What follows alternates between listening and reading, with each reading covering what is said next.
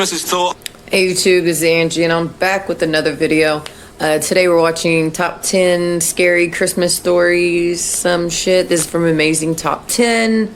Make sure you check them out. There's a great channel. Let's go. Tongue twisted. Thought of as a time for joy and laughter. That's great, obviously, but many people don't know that Christmas time was also time for telling scary stories back in the day. That's how we end up with stories like A Christmas Carol. This tradition has faded over the years, but today, we're going to bring it back. Yeah. Let's put the spirits back into the Christmas spirit. Make sure you're wrapped up and ready for this one, guys. It's about to get pretty cold in here. My name is Danny Burke, and this is the top 10 scary Christmas stories. And just like I normally do, guys, with these story type videos, obviously I'm not going to be able to tell you guys the whole story. I'm going to give you like an intro or a snippet or a summary, but all the links to the full stories are going to be in the description box, so I recommend you go and check them out. Starting off at number 10 now, we have the sock puppet. This one comes from Ireland, where many years ago a man owned all the land around a village and rented it out to the poor farmers there for a profit. He was very kind to his own family but brutal to the other villagers. He made a fortune from this cruelty. The villagers hatched a plan to overthrow him one day. One Christmas night, he threw a lavish party for his friends while the villagers were starving in the cold. A villager arrived bearing a gift. He said it was a present for the rich man's daughter. The girl opened it to find a sock puppet that the villager had knitted. He asked for some food in return. The rich man gave him a single potato. The girl loved the sock puppet though. She named it Charlie. She took it to bed that night. When her father went to check on her, she was fast asleep. But he noticed that Charlie was still on her hand and its plastic eyes were staring right at him. The villagers were about to get their bloody revenge on the rich man thanks to a murderous sock puppet called Charlie. Moving on to number 9 now, we have Christmas tree decoration. A murderous sock puppet? Oh man, I need to know the whole story now. Shit. I'm gonna be looking that up. This is a story from Scary for Kids about a girl called Juliet who was decorating a Christmas tree. Her mum was working late, and so when she finished with the tree, she sat down to watch some TV. It was then that she heard a scratching noise at the door. She looked through the peephole to see a man outside. He was a large, bearded guy in a red suit with fluffy white trim. He banged on the door loudly. Juliet asked, "Who's there?" The man said he was Santa Claus and that he wanted to come in because he was cold and tired and hungry. Juliet didn't believe him. She told him that her mother wasn't home and she wanted him to leave. His face began to go red and twist with anger. He knocked even harder and growled, "It's Santa Claus, Juliet. Have you laid out some milk and cookies for me, Juliet? You know how much Santa loves his milk and cookies." Honestly, it's a creepy story from start to finish, and it only gets worse for Juliet from there. All I'll say is make sure you don't read it right after you've eaten. Moving on to number 8 now, we have the figure. This one comes from Arthur H, who shared his story on...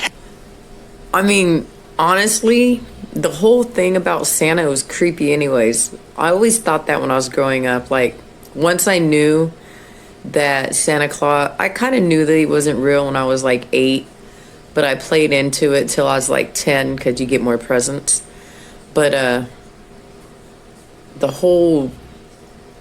him coming in while you're asleep and eating milk and cookies and giving you presents and I don't know. That's creepy, dude. I don't know. Maybe it's just me.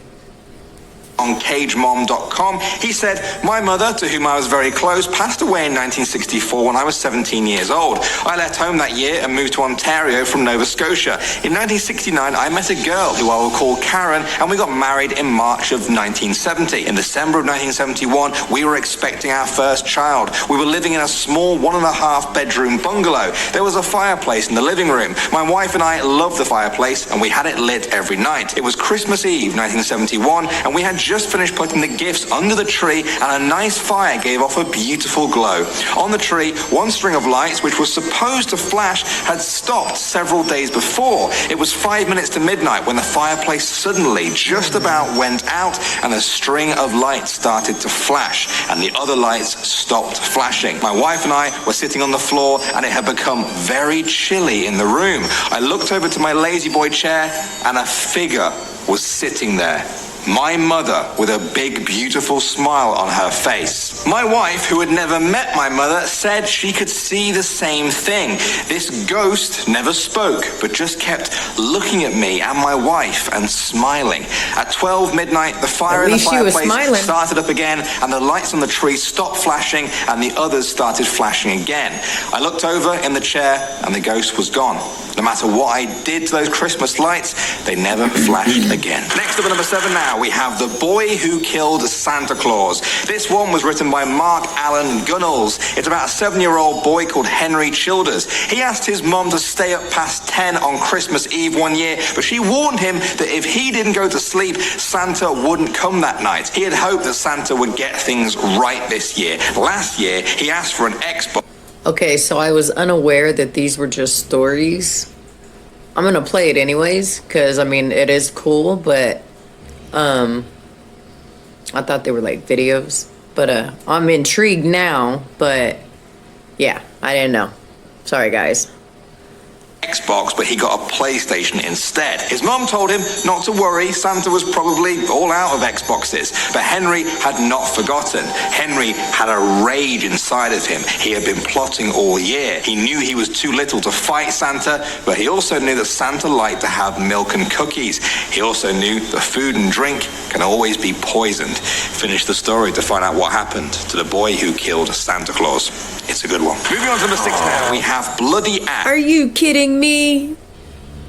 Oh man, I want to watch that one now. I need to know that one now. Shit. Damn you guys. This story actually comes from an old horror comic, and the pictures you're seeing now are from just that. It's written from the perspective of an 8-year-old boy. He would lie very still under the old moth-eaten quilt his mother had made for him. He would be wide awake and listen out for sounds. On one Christmas Eve, he heard the front door closing and the clomp, clomp, clomp of his father's mud-caked boots. And then there was the sound of dripping on the stairs. Drip, drip, drip. Then his father would pass by his doorway and the light would cast his shadow on the bedroom wall and the shadow of the bloody axe he always carried in his hands. At breakfast the next morning, he slowly asked his mother where his father had been last night. She looked at him with sad eyes but never said a word. By the end of this story, though, we learn that there is a connection with the rumors of the nearby axe murderer and his father's return every night. Yeah. Let's just say it doesn't have a pretty ending. Moving on to number 5 now, we have The Carol Singers. This is a story based on The Vanishing House by Bernard Capes. The storyteller said that when they were a boy, their grandfather and father were alcoholics who never worked. They could play instruments, though. On one Christmas Eve, they took him Christmas caroling with them, door to door. It was a dark night, snow was falling, and the wind cut through them like a knife. They came to a big mansion decorated with Christmas lights. The grandfather knocked on the front door, and they began to play some old Christmas carols. When the door finally swung open, in the dim light, they could see a young woman stood holding a tray of glasses in her hands. She picked up a glass and handed it to the grandfather, who excitedly took it. The boy looked up to a window above and saw a hideous face peering out of the shadows. He looked back at the woman in the doorway, and her face had twisted hideously too. They would live to regret the day they ever came to that mansion and the grandfather taking that glass. All right, everyone, moving on to number 4 now. We have the... Damn it. Why are you making me want to watch all these now? Why are you making me want to know what's going on in these stories? Like, shit.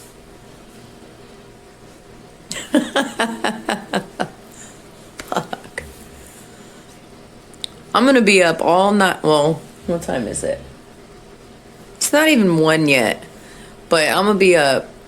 And I'm going to be looking up all these stories because now I need to know.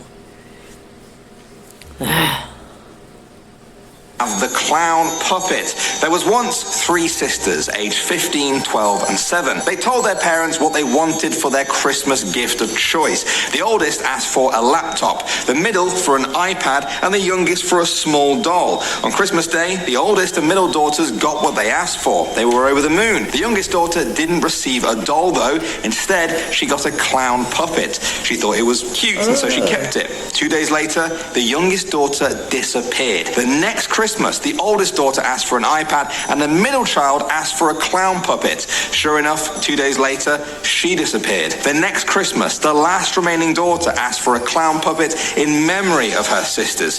She disappeared as well. The heartbroken parents never recovered. They eventually became so poor they had to sell everything for money. One day, they went into the attic to look for items to sell. That's when they saw, in the darkness at the very back, the clown puppet was sitting on a throne made from lollipop sticks. Arranged all around it were the severed heads and limbs of the 3 missing girls. Next to number 3 now, we have the Griefer.